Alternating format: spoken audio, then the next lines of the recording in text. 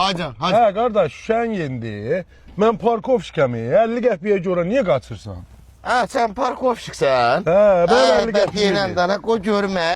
Koy görme benim kurdamam. Gəmi qıldıruyor, yaxşı düşdün əlimə. Niyə? Hara qaçırsan, hə? Niyə? O pul deyirdin, o qohumuna yalvarırdın, bu qohumuna yalvarıb pul axtarırdın.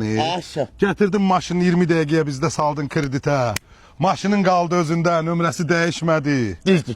Pisti elədiysə, 3 ayda hara qaçırsan, hə sən? Vəziyyət pisdir.